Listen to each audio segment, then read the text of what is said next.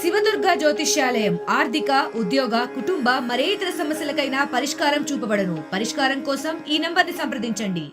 అంటే చర్చ జరగటం డెఫినెట్గా దురదృష్టం. ఇది ఒకే ఒక్కటి ఎక్స్పెక్ట్ చేశాడు, ఇటువంటి చర్చ జరుగుతుందని రాష్ట్రంలో. ఒక్కడెవరో తెలుసా మీకు? పేరు జగన్మోహన్ రెడ్డి. ఆడికి ఒక్కడికే ఎక్స్పెక్ట్ చేయగలిగాడు, ఇంకెవరు ఎక్స్పెక్ట్ చేయలే. నాకైతే డౌట్ ఉంది, అనుమానం నాకైతే ఉంది. కానీ ఎన్నోసార్లు అతను అనుకున్నది చేయలేకపోయాడు. నన్ను డిస్క్వాలిఫై చేయలేకపోయాడు, నన్ను చంపలేకపోయాడు, అలా చాలా విషయాల్లో ఫెయిల్ అయ్యాడు. ఇక్కడ కూడా ప్రయత్నంలో అతను ఫెయిల్ అవుతాడు అనుకున్నాను, కానీ టెంపరీగా సక్సెస్ అయ్యాడు. ఖచ్చితంగా మనస్ఫూర్తిగా నేను నమ్మి చెప్పేది ఏంటంటే 3-4 రోజుల్లో తప్పకుండా కూటమి తిరిగి నన్ను, అది బీజేపీ కావచ్చు, టీడీపీ కావచ్చు, ఏ పార్టీ అయినా కావచ్చు, గతంలో నేను ఎందుకని చెప్పానో, ఏ పార్టీయో నేను ఇప్పుడు చెప్పలేనని చెప్పింది ఈ ముందు చూపుతోటే చెప్పా. పలానా పార్టీ అంటే ముందు ఆ పార్టీకి వలేసేస్తాడని చెప్పి నేను ముందు చూపుతో ఏ పార్టీయో చెప్పకుండా నేనున్నా. బట్ ఎనీహౌ తప్పకుండా కూటమి తరపున ఆల్రెడీ భారతీయ జనతా పార్టీకి సీటు వచ్చింది కాబట్టి మేబీ భారతీయ జనతా పార్టీ తరపునే పోటీ చేయడానికి అవకాశాలు ఎక్కువ ఉండొచ్చు. బట్ ఖచ్చితంగా కన్సిడర్ చేస్తారు అనే అభిప్రాయం అయితే నాకు పూర్తిగా ఉంది. అయితే ఎటువంటి ఐడియా లేదు, చూద్దాం. ప్రస్తుతానికి ఇంకా నేను ఏ పార్టీలో లేను. ఆ పార్టీలు కూడా అదే చెప్తున్నాయి. ఒక పార్టీ మరి జాయిన్ అవ్వకుండా ఎలా ఇస్తామని చెప్పి మరి తిరుపతికి సీట్ కన్ఫర్మ్ చేసి జాయిన్ చేసుకున్నారు. అంటే అబద్ధం ఆడినా కూడా పాపం అరగంటలో దొరికేశారు. అలాగా కొద్దిమంది ఇంకో పార్టీలో కూడా ఇలాంటి ప్రచారమే చేయాలనుకున్నారు. వాళ్ళు కూడా మరి ఉబలాటం ఆపుకోలేక ఇంకా జాయిన్ అవ్వకుండానే సీటు కూడా డిక్లేర్ చేశారు. ఇంకా జాయిన్ అయ్యాడో లేదో కూడా తెలియదు అభ్యర్థి. సో ఇటువంటివి ఉన్నాయి కాబట్టి అది కేవలం జాయిన్ అవ్వలేదు అనేది అది ఒక అభియోగం, బట్ అది పెద్ద ఇష్యూ కాదు. డెఫినెట్గా నాకు నరేంద్ర మోడీ గారి మీద, చంద్రబాబు నాయుడు గారి మీద, పవన్ కళ్యాణ్ గారి మీద పూర్తి విశ్వాసం ఉంది. వారి నాయకత్వం మీద డెఫినెట్గా జగన్మోహన్ రెడ్డిని వారు ప్రేమించరు అనేదే నా ప్రగాఢ విశ్వాసం. మొట్టమొదటిసారిగా ప్రజలందరికీ జగన్మోహన్ రెడ్డి అంటే ద్వేషం ఉంది చాలామందికి.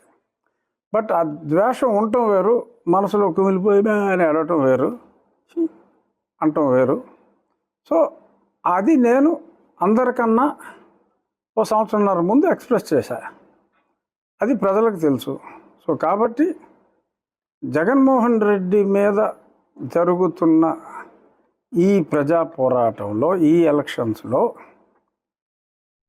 జగన్మోహన్ రెడ్డిని తొలిసారిగా ఎదుర్కొన్న వ్యక్తికి డెఫినెట్గా, ఎందుకంటే ఇప్పుడు నన్ను జైల్లో పెట్టాడు, అప్పుడు చంద్రబాబు నాయుడు గారు ఎంతో తపన పడ్డారు, ఆయన చేయగలిగిన సహాయం చేశారు. ఆయనే ఎన్నోసార్లు మీటింగుల్లో చెప్పారు. మరి అంత సహాయపడిన వ్యక్తి నాకు ఎందుకు అన్యాయం చేస్తారు? అలాగే కేంద్రంలో ఈ పనికిమాలినోడు నన్ను డిస్క్వాలిఫై చేయాలని చూశాడు. కేంద్రం చేతిలో పని, ఇప్పుడు నన్ను చంపాలని చూశాడు. నాకు సెక్యూరిటీ ఇచ్చారు. సో నన్ను చంపకుండా కాపాడిన కేంద్ర ప్రభుత్వం, ఆ పదవి పోకుండా కాపాడిన కేంద్ర ప్రభుత్వం, నేను వీడి చేతిలో చావు దెబ్బలు తిని బయటికి రావటంలో ఆ సమయంలో మరి ఎంతో సహాయం చేసిన చంద్రబాబు నాయుడు గారు నాకు అన్యాయం చేస్తారు అనే ఆలోచన కూడా నాకు లేదు. డెఫినెట్గా 3 రోజులు పడుతుందా, 4 రోజులు పడుతుందా, ఖచ్చితంగా కూటమి అభ్యర్థిగా నేను నరసాపురం నుంచే పోటీ చేయగలను అన్న విశ్వాసం నాకుంది. నాకన్నా ఎక్కువగా ఆ నియోజకవర్గ ప్రజలకే కాదు, రాష్ట్రంలో ఉన్న జగన్మోహన్ రెడ్డిని ద్వేషించే అందరికీ కూడా ఉంది. ఇంతమంది కోరుకుంటున్న నా కూటమి అభ్యర్థిత్వాన్ని ప్రజల మ్యాండేట్ కోసం ఇవాళ అందరూ ప్రతి ఓటర్ని కూడా కాలు పట్టుకుని బతిమాలవలసిన ఈ పరిస్థితుల్లో ఎంతోమంది యాంటీ జగన్మోహన్ రెడ్డి వ్యక్తులు ఉండగా, వాళ్ళందరూ నన్ను అభిమానిస్తూ ఉండగా, ఎలక్షన్లు గెలవాలనుకున్న ఎవరికీ కూడా నాకు అన్యాయం చేయాలన్న ఆలోచన రాలేదు. కొంత అబరేషన్ జరిగింది. వీరు భారతీయ జనతా పార్టీకి సీటు కేటాయించడం, అక్కడ కేంద్ర ప్రభుత్వానికి అంటే కేంద్ర అధిష్టానానికి, రాష్ట్ర అధిష్టానానికి, బహుశా రాష్ట్ర అధిష్టానం నన్ను లైక్ చేసి ఉండకపోవచ్చు, what ever may be the reason. ఎందుకంటే నేను రాష్ట్రంలో లేను. రాష్ట్రంలో నేను ఎందుకు లేనో మీ అందరికీ తెలుసు.